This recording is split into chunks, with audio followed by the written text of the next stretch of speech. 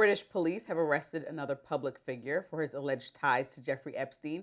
Less than a week after they arrested former Prince Andrew, Peter Mandelson, the former UK ambassador to the United States, was arrested at his home in London for alleged misconduct in public office. Both Mandelson and Andrew are suspected of improperly passing sensitive UK government information to Epstein.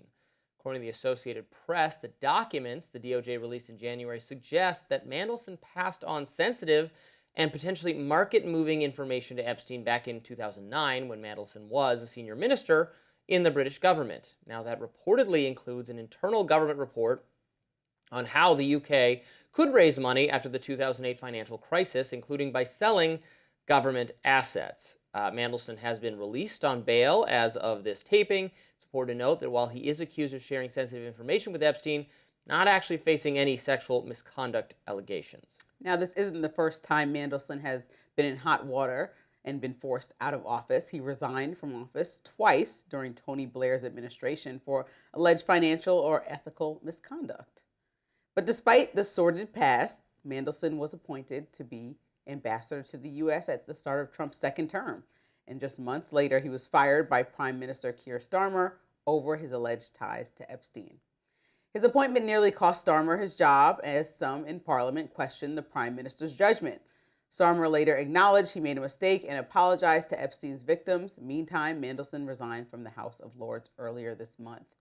The arrest of Andrew and Mandelson has outraged some lawmakers and advocates in the U.S. who say more should be done to prosecute those that are named in the Epstein files. Take a listen to Khanna, who, along with Thomas Massie, championed the release of the files. He posted this video yesterday on X. There's no action in America, but action everywhere else in the world. Former Prince Andrew is being investigated and prosecuted in Britain.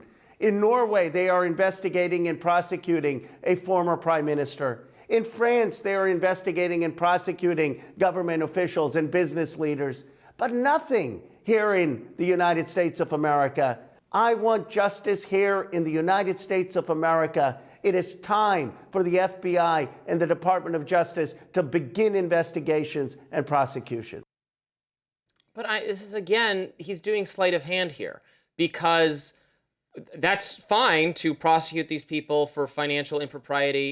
If they did do that, they should be convicted. They're entitled to a presumption of innocence. They can make their claim.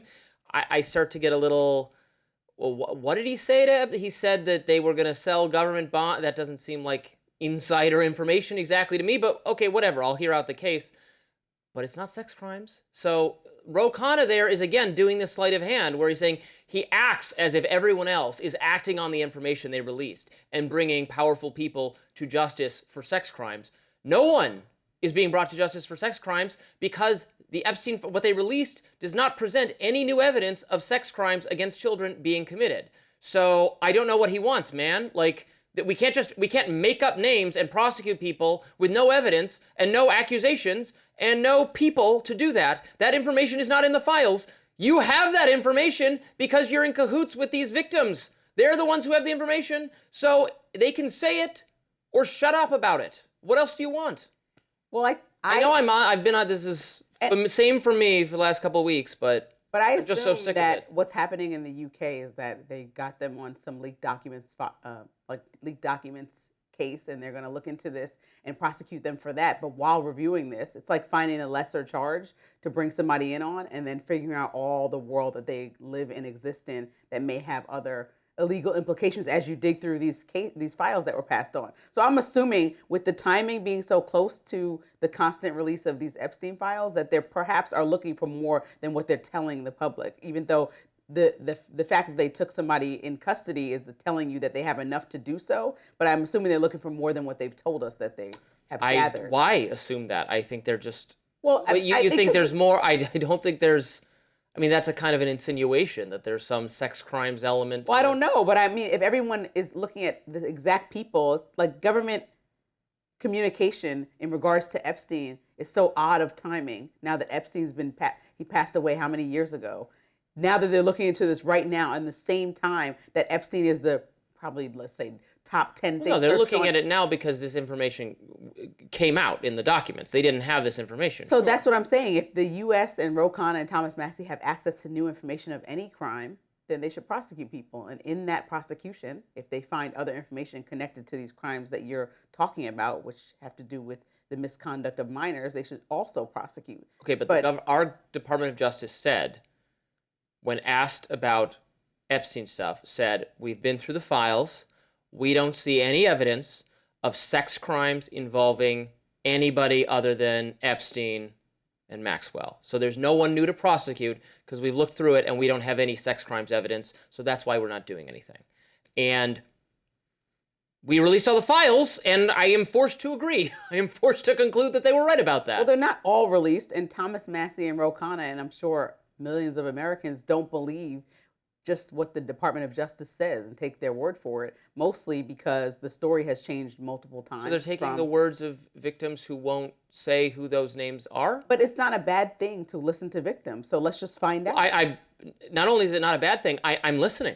I'm all ears. I am listening. I'm listening. What are the names? As we continue to move forward and ask questions about Pam Bondi and why so many names were redacted or why the FBI gave it to her in a way that was not easy to sort through for the people that were leading this investigation, these are real questions that lead them to a situation where Ro Khanna is now saying names of people in a lineup as opposed to now he's accusing random, unrelated people of sex crimes. Right, so now it's becoming a clown show when really there are victims that were looking for answers. Ro Khanna has made it a clown show. But also the Department of Justice has made it a clown show. The FBI has made it a clown show. Pam Bondi has made it a clown show. Yes, and you've also said these things. Well, Pam Bondi's screw up was over-promising in the first place, was saying, I have the client list, I'm reviewing it, we're going to release it. She was wrong or lying or made that up. There is no such list. But that's the distinction. People say if you're lying, who are you protecting? If you were wrong, why are you so wrong and confident? She was lying in the wrong. She was not lying in that. She was lying when she said there were names of people who committed sex crimes, because that's. Or she's lying now.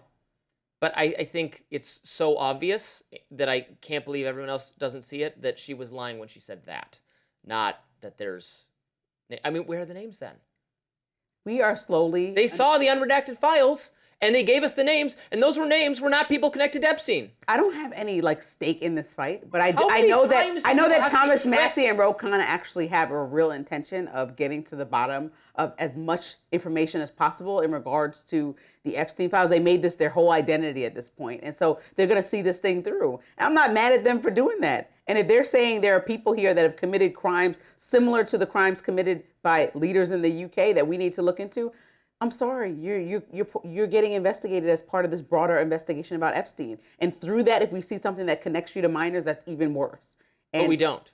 Well, we haven't finished these investigations. You don't know if we've seen that with Prince Andrew or former Prince Andrew. We don't know if we're going to see that in any of these instances.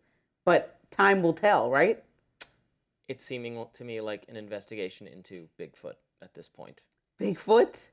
No, because we know there are real criminals. A lot of accusations. And we know that Jeffrey Epstein is convicted of similar crimes. So we know those things to be true. So his associates could possibly are just automatically assumed to be. No, but he was getting charged in 2019 with sex trafficking. So who else was involved in helping aid and abetting? He got charged with prostitution. That was in 2008. In 2019, he was charged, but not convicted of sex trafficking. Right. And so that's what people are trying to get to the bottom to. With whom? You don't sex traffic alone generally.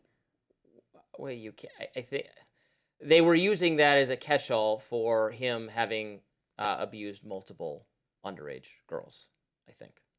Well, we're going to see. Up next, President Trump's appointed judge, Aileen Cannon, blocks the release of Jack Smith's report on Trump's classified documents probe. Don't go anywhere.